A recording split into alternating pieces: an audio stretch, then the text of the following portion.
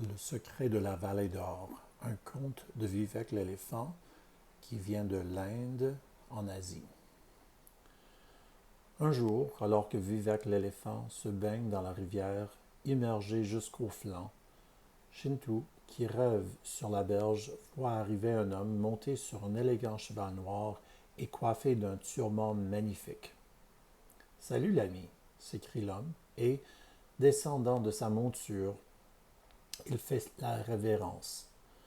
Je viens des montagnes neigeuses d'où m'envoie le roi Quab. À ces mots, Chintu se redresse. Pour me voir, l'homme acquiesce. Le roi souhaite emprunter votre éléphant. Revenu de sa stupéfaction, Chintu fronce les sourcils. Voyez-vous, mes parents s'opposeraient sans doute à un si long voyage. De plus, il me faudrait l'accompagner car Vivek n'obéit qu'à moi. D'accord, dit l'homme en soupirant.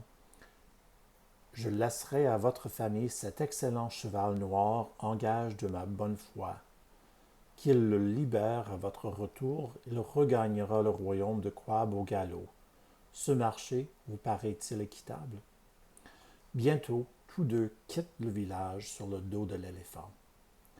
Permettez que je me présente comme le veut l'usage, dit l'homme.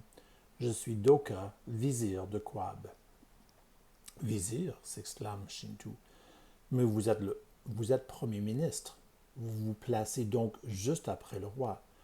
Le roi ne pouvait-il envoyer quelqu'un de moins important? Il s'agit d'une mission secrète et importante, murmure le vizir. À quoi il n'ajoute rien. 2 jours durant, il voyage, campe 2 nuits et au matin du 3e jour se retrouve en pleine montagne. Le vallon qui s'étend devant eux ressemble à un lac asséché. Les parsemés de buissons d'arbres, parmi lesquels une centaine de pans se pavanent et font la roue. Ils sont beaux, s'exclame Chintu. Mais dangereux, avertit son compagnon. Leur bec vous crèverait les yeux. Ces oiseaux sont dressés à cette fin. Chintu frémit. Oh non. Ah si, dit le vizir. Ils protègent l'entrée du royaume de Quab des étrangers. Une méthode excellente, conçue par le nouveau roi en personne. Nul ne peut entrer ni sortir sans emprunter le sentier des pans. Mais n'ayez crainte, ils ne peuvent pas voler jusqu'ici. Comment nous rendrons-nous de l'autre côté demanda Chintu. Les yeux bandés, dit l'homme. Les yeux bandés? C'est pour cela que je porte un si grand turban, explique le vizir. Un seul pan suffira à bander les yeux de l'éléphant, les vôtres et les miens, ainsi qu'à nous fabriquer à tous deux un turban. De cette façon, votre tête sera protégée. Mais alors, demande Chintu, perplexe, comment saurons-nous que nous allons dans la bonne direction? Voici la réponse à votre question, répond le vizir, sortant un bugle d'argent des plis de son manteau. Il joue un air mélodieux et attend. Un concert de trompettes lui répond de l'autre côté des montagnes. C'est un torrent de miel. À ce moment précis, une flèche vient se planter dans un arbre non loin d'eux. Prenez cette flèche, dit le vizir. Une corde y est attachée comme à une canne de pêche. Gardez la flèche en main. L'archer du roi, qui se tient de l'autre côté, tirera sur la corde, il nous guidera et nous traverserons en sécurité. Leurs préparatifs achevés, ils s'engagent dans le sentier des pans. Tout à coup, un bruit d'ailes vrille dans l'air, suivi d'un coup de vent, avant qu'un cri strident ne résonne au visage de Chintu. À l'abri sous son turban, il sent les griffes se planter sur sa tête. 2 pans, 3 pans, 4 pans se posent sur lui. L'un d'eux tire sur l'étoffe d'un coup de bec, mais le bandeau reste en place. Chintu hurle, terrifié. De seconde en seconde, la musique se fait plus forte Ils entament enfin la dernière partie de leur ascension. Les trompettes se taisent. Doucement, voilà, lance une voix nouvelle. Bien, vous êtes arrivés. Bienvenue au royaume de Quab. Ils ôtent leur bandeau, celui de l'éléphant, et se retrouvent face à l'archer entouré des héros du royaume. Assurément, le royaume de Quab est l'endroit le plus enchanteur que Shinto ait jamais vu. La terre elle-même semble sourire. Partout, des gens aux joues rouges vaquent à leurs occupations en chantant. Mais il suffit qu'ils aperçoivent le compagnon de Shinto pour qu'ils se renfrognent et tournent les talons. Quelle tristesse, quel dommage, murmure le vizir. Ils me détestent. Je leur fais peur parce que je suis très proche de Sa Majesté. Et lorsqu'ils parviennent au palais, Shinto découvre en effet un odieux personnage. Grand, maigre, les cheveux plaqués sur le crâne, une raie au milieu, le roi arbore une moustache militaire et l'uniforme d'un général. Il est d'ailleurs décerné tant de médailles pour chaque ennemi tué qu'il est contraint de les épingler jusque sur son pantalon. Enfin, des yeux dénués de sourcils achèvent ce tableau de pure cruauté.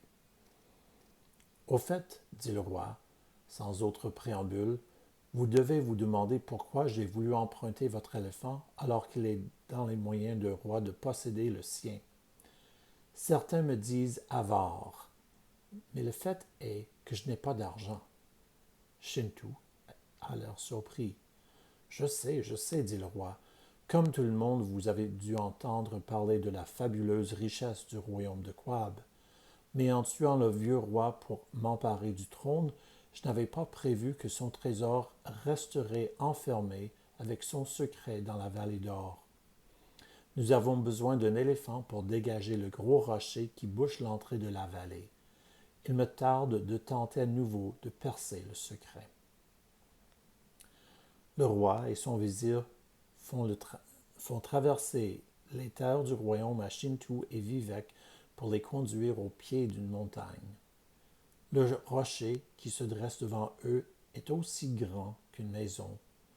Le déplacer est difficile même pour un éléphant, mais peu à peu apparaît une entrée gigantesque. Ils s'enfoncent sous la montagne et débouchent finalement de l'autre côté dans une petite vallée retirée, encerclée de cimes neigeuses. Les coteaux des collines voisines étincellent sous le soleil. De l'or, s'exclame le vizir, en s'étranglant de rire, de l'or brut. Où qu'il se porte, le regard de Shinto ne rencontre que des merveilles. Pierres de jade, émeraudes, rubis, saphirs, minéraux et d'autres pierres précieuses. Toutes choses scintillent, brillent et clignotent dans le soleil. Au lointain, Shinto aperçoit une petite ferme, des moutons et quelques vaches, 2 ou 3 petits champs et un carré de légumes. Quelqu'un vit-il ici? S'écrie-t-il. Sans mot dire, le roi et le vizir échangent un regard, puis le roi, haussant les épaules, prend le chemin de la maisonnette.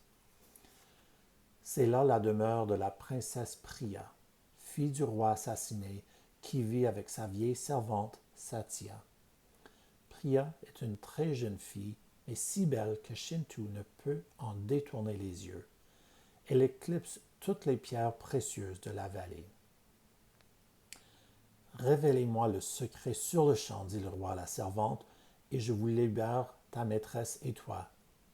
Non, dit la vieille femme en lui tournant le dos. La petite princesse est triste. Ô Satya, finissons-en, dit-elle en soupirant. Donne-leur le secret, ou ils nous forceront à vivre ici jusqu'à la fin de nos jours. Mon enfant, j'ai promis à ton père de ne jamais rien dire à ce gredin. Nous ne devons la vie qu'à l'espoir qu'il a de découvrir grâce à nous la couronne royale et la tunique de cérémonie. Il sait que ses propres soldats se retournerait contre lui si quelqu'un venait apparaître, vêtu des atours du véritable roi. « Je suis le roi, dit le roi. « Non, Zaban, tu n'es pas le roi, dit la femme. Tu n'es que Zaban, l'usurpateur, le tyran. » Contenant sa colère, Zaban dit au vizir: « Venez, Doka, retournez dans la vallée. La couronne et la tunique s'y trouvent forcément. » Le recherche les tiennent éloignés un moment. Pendant ce temps, Shintu raconte à la princesse et à la servante comment son éléphant l'a entraîné jusqu'à là. « Votre venue exauce nos prières, dit la petite princesse. Nous sommes prisonnières. Accordez-nous votre aide. »« Je ferai de mon mieux, dit Shintu, en rougissant au rapide baiser que la petite fille dépose sur sa joue. « Ils essaieront certainement de vous tuer dès que votre éléphant aura repoussé le rocher, dit la vieille servante, mais avec un peu d'astuce, vous pourrez leur échapper. »« Que dois-je faire pour vous libérer ?» demande Shintu. « Tout d'abord, dit la servante, en parlant aussi vite que possible, vous devrez faire en sorte qu'il ne vous tue pas. Pour cela, il vous faudra vous rendre sur le sentier des pans sans bandeau afin de repérer le puits. » « Le puits ?»« Oui, vous trouverez un puits tari à quelques pas du chemin. Emportez une corde. Au fond du puits, vous trouverez un vieux coffre très lourd. Voici la clé qui l'ouvrira. » Et sur ces mots, elle tend à Shintu une petite clé d'or en forme de pan. « Pourquoi a-t-elle cette forme ?» demande Shintu. Cette fois, la princesse prend la parole. « Parce que mon père, le bon roi, le véritable roi, aimait la compagnie de ces oiseaux. Ils n'ont pas toujours été les terribles créatures qu'ils sont devenus. Zaban les a rendus cruels. Maintenant, ils crèvent les yeux des gens. Mais autrefois, mon père leur donnait le pain que ma servante Satya confectionnait pour eux. C'est un pain délicieux. Ils faisaient un repas d'une seule bouchée. C'était leur nourriture préférée. Un tout petit morceau les laissait repus, incapables de voler. Ils adoraient ce pain. Une idée s'est formée dans l'esprit de Shintu. Il se tourne vers la vieille servante et lui demande avec inquiétude: « En avez-vous encore ?»« Bien sûr, dit la vieille servante. Nous-mêmes en mangeons souvent. J'en ai cuit hier encore. Alors donnez-moi. » « Vous en emporterez une corbeille, dit la servante. » Le pain qu'elle lui présente sent le seigle et le gingembre, les clous de girofle, le fromage et les herbes. C'est en effet un pain très spécial. Shintu attache le panier sur le dos de Vivek. À ce moment précis, le tyran revient, accompagné de son vizir. « Ah !» s'écriait Zaban. « Ah ah ! Ainsi tu essaies d'emporter des pierres précieuses et de l'or. »« Pas du tout, dit Shintu, ce n'est que du pain. »« Du pain, dit le vizir d'un ton railleur avant de se tourner vers Zaban. Seigneur, d'ordinaire, nous emporterons tout ce que nos poches peuvent contenir. Que diriez-vous, cette fois, de charger un sac ou deux sur l'éléphant? À la surprise de Shintu, Zaban dit d'un ton morne: « Ce sera vain sans doute, mais nous pouvons essayer. » La vieille servante et la petite princesse le regardent faire en riant. Shintu, lui, reste interdit jusqu'à ce qu'il découvre sur le chemin du retour cette inscription gravée au-dessus de l'embouchure du tunnel. « Tous ceux qui sont venus ici peuvent à loisir s'émerveiller de ces richesses. »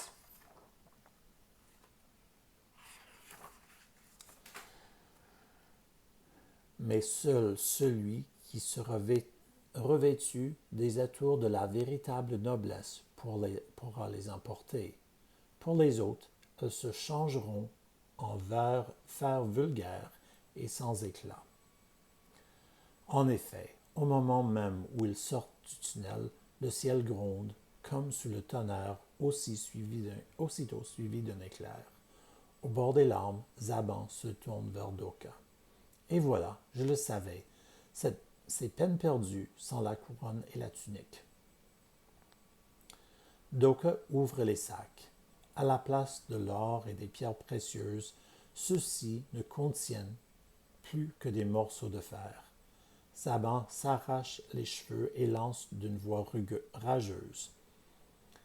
Ils n'en font pas plus pour rendre les gens avares. Toutes ces richesses, et je ne peux m'en servir. L'amour d'un peuple, qu'importe. Le trésor de cette vallée, c'est tout ce que je désire. Varek fait rouler le rocher à sa place, refermant ainsi l'entrée de la vallée de Eshintu n'attend pas davantage pour leur lancer effrontément. Je sais que vous croyez pouvoir me tuer et garder l'éléphant. En effet, répond Zaban, en jouant avec une de ses médailles, cette pensée m'a effleuré l'esprit. Après tout, si j'ai pu soumettre les pans à ma volonté, je peux bien faire travailler ton éléphant pour moi. Nous n'avons peut-être pas vraiment besoin de toi. Je peux pourtant vous affirmer le contraire, répliqua Shintu. Sans moi, jamais vous ne trouverez la couronne et la tunique royale. Ai-je bien entendu? Veux-tu dire que tu connais la cachette? Je peux vous y conduire, dit Shintu, une pointe de malice dans les yeux. La vieille m'a raconté le secret pendant que le vizir et vous étiez partis dans la vallée d'or. Sornette, Majesté, s'écria le vizir, n'en croyez rien. Permettez que je lui coupe une jambe pour lui ôter le goût de telles plaisanteries. Sur ce, il dégaine son épée. Range cette épée, ordonne Zaban. Elle me paraît bien affûtée. Cela me rend nerveux. Mais au même moment, il tire la sienne ainsi que son poignet.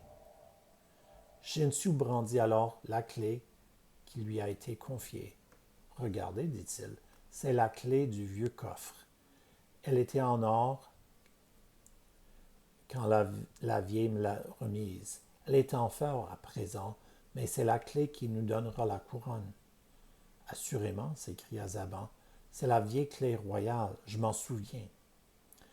Mais je suis le seul à pouvoir vous emmener là-bas, dit Shintu. Soit, dit Zaban, d'un ton sarcastique, dans ce cas, montre-moi le chemin. Je viens aussi, dit le vizir. Non, pas toi, dit Zaban, et ceci est un ordre. Tu es consigné au palais jusqu'à mon retour. Majesté, répond le vizir, voici un ordre auquel je n'obéirai pas. Toute ma vie, j'ai attendu ce jour, et son épée fend l'air en sifflant. Zaban est plus mince et ses pieds plus rapides. Il s'élance, entrechoque sa dague et son épée. Vois ces médailles, dit-il d'un ton moqueur. J'en ai balafré bien d'autres avant toi. Ils s'affrontent, le vizir chancelle, il tombe et c'est la fin. À présent, dit Zaban, en accrochant une nouvelle médaille à l'étoffe de son pantalon. Dépêchons, avant que quelqu'un d'autre n'intervienne. Emmène-moi au coffre. Montés sur l'éléphant, Shintu et Zaban se dirigent vers le sentier des pans. Mais, s'écriait Zaban, tu sors du royaume de Quab. À peine, répond Shintu. N'essaie pas de te jouer de moi, dit Zaban, menaçant Shintu de son épée encore rougie de sang. Tu n'es qu'un enfant et je suis maître d'armes. Tu as vu ce qui est arrivé à ce vizir sans cervelle. En effet, dit Shintu, j'ai vu. À l'approche du tyran, les gardiens de la passe se laissent tomber à genoux. L'archer du roi s'incline et fait un pas de côté. Va nous chercher des bandeaux et donne-moi un turban, ordonne le tyran. On les lui apporte. Shintu et Vivek se font bander les yeux, Zaban de même. Zaban se penche vers l'enfant et souffle. Devrons-nous creuser? Le crof est-il enterré? Bien sûr, répond Shintu. Dans ce cas, dit Zaban, je vais donner l'ordre aux gardiens et à l'archer de se retourner.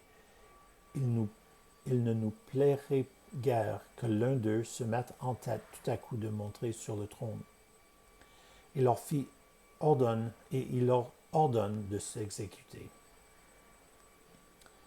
Puis Shintu dirige Vivek dans le sentier des pans. Après quelques pas, ôtant vivement son bandeau, il sort de la corbeille un des pains de la vieille servante. À peine l'a-t-il sorti qu'un premier pan vient l'attaquer aux yeux. Shintu tend la miche à hauteur de son visage. L'oiseau la picore et presque aussitôt, dans un doux gargouillement, il regagne le sol où, repliant ses ailes, il lâche un cri de satisfaction rauque. L'un après l'autre, les redoutables oiseaux viennent se poser sur Shintu qui, chaque fois, leur donne la becquée. À mi-chemin, apercevant le vieux puits, il fait tourner l'éléphant dans la direction et l'immobilise au bord du trou.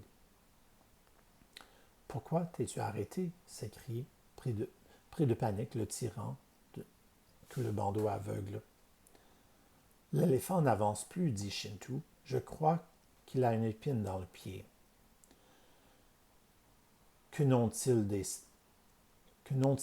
des sabots comme les chevaux ou des chaussures comme les hommes, dit Zaban. Ce n'est encore jamais arrivé. Personne ne s'arrête sur ce sentier. Laisse-moi faire, je vais aller l'aider. Je vais ôter cette épine, dit Shintu. Oh, très bien, mais fais vite. À présent, tous les pans se sont posés. À une ou deux reprises, ils tentent de s'envoler, mais s'en trouvent bien incapables. Certains se sont même réfugiés sous les buissons pour dormir. Déroulant à la hâte une corde attachée au cou de Vivek, Shintu descend au fond du puits. Il fait noir, mais à tâtons il trouve le coffre, l'attache à la corde, puis le remonte en faisant reculer l'éléphant. « Mais que fais-tu donc » s'enquiert Zaban. « Je cherche l'épine, dit Shintu. Je lui fais lever les pattes. »« Fais vite, répète Zaban. J'ai l'impression tout à coup de m'être bien sottement fourvoyé en faisant cette petite passe à un endroit si dangereux. Shintu a fait bouger Vivek, qui se retrouve à présent près d'un puits. Peut-être devrons-nous laisser l'éléphant dit Zaban le tyran. Nous pourrons toujours nous en procurer un autre. Le mieux est peut-être encore de marcher. C'est exactement ce que je pensais, dit Shintu. L'éléphant va se mettre à genoux pour vous laisser descendre. D'accord, dit Zaban, gardant son épée à la main. L'éléphant s'agenouille, Zaban descend et tombe dans le puits. Il pousse des hurlements, mais, redoutant les pans, se refuse à ôter son bandeau. Après tout, où qu'il soit tombé, les pentes peuvent l'atteindre.